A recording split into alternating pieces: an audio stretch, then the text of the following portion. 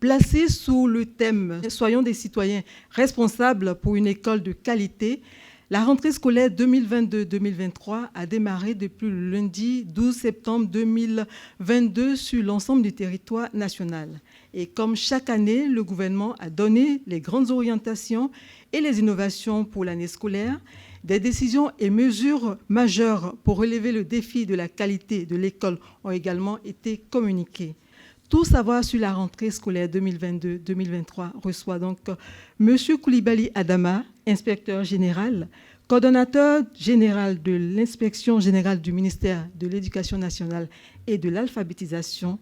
Cette rentrée scolaire 2022-2023 est effective avec des taux de présence d'élèves variables, allant de 30 à 100% dans les salles de classe à ce jour. Pour ce qui est des enseignants et du personnel administratif, les taux sont très satisfaisants et oscillent entre 95 et 100%.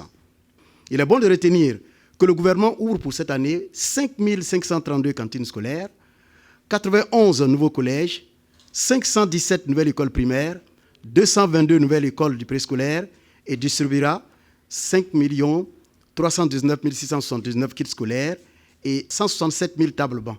Les examens à grand tirage de la session 2022-2023 qui ont enregistré pour le CEP un taux de réussite de 64,76% contre 52,51% en 2021.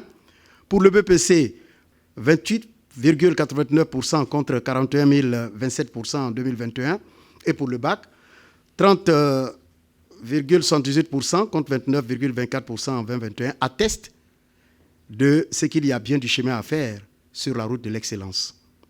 Face à ce tableau, Madame le ministre, qui tient à la qualité de l'éducation pour doter la Côte d'Ivoire d'un capital humain compétitif et productif, a, sous la houlette du gouvernement, organisé les assises des États généraux de l'éducation nationale et de l'alphabétisation en vue de proposer des réponses fortes, holistiques et pérennes aux problématiques à adresser.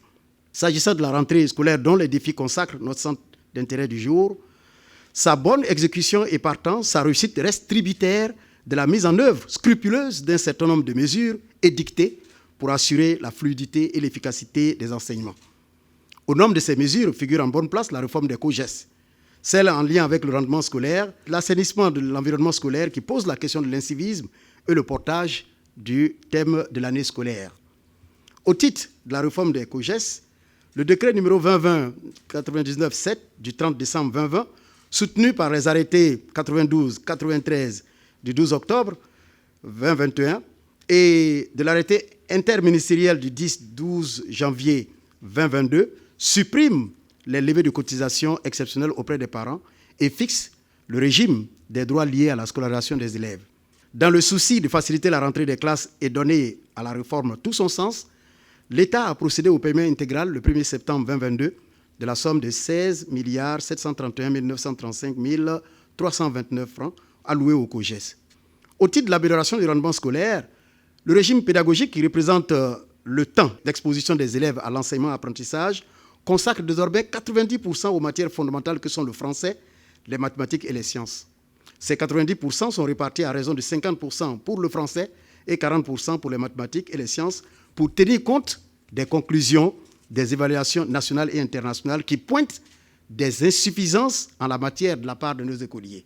En outre, il importe de souligner le retour à la méthode de la lecture syllabique intégrée au matériel scolaire du CP1 et CP2, l'utilisation de supports didactiques comme le décodable, le déchiffrable, les planches de lecture et de calcul qui aident particulièrement les élèves du primaire à écrire, compter avec beaucoup plus d'aisance. Mais également le retour de la dictée classique pour une meilleure maîtrise, n'est-ce pas, des fondamentaux de la langue française. Les enseignants sont donc appelés à mettre un point d'honneur à donner de la valeur et du sens à ces réformes-là. De même, la direction de la pédagogie de la formation continue devra veiller à une application rigoureuse de ces dispositions et à un encadrement pédagogique de proximité des enseignants. Au titre de l'assainissement de l'environnement scolaire, des pratiques, hélas, récurrentes de certains personnels et relevant donc de l'incivisme sont à proscrire. Il s'agit notamment de l'absentéisme, du défaut de ponctualité, de l'insubordination, du laxisme, de la tricherie, sous toutes ses formes. Et ces pratiques constituent un véritable désastre quant à la quête d'un enseignement de qualité et nuisent à une bonne reprise des activités pédagogiques à date. Il en va de même de la vente et de l'imposition au sein des écoles et lycées des fascicules ou de tout autre article non autorisé susceptible de rebuter les élèves et leurs parents vis-à-vis de l'école. Les auteurs de tels manquements s'exposent à des sanctions. Il s'agit là donc, mesdames et messieurs, d'une instruction, je dirais même d'un impératif absolu, impératif donc à réaliser.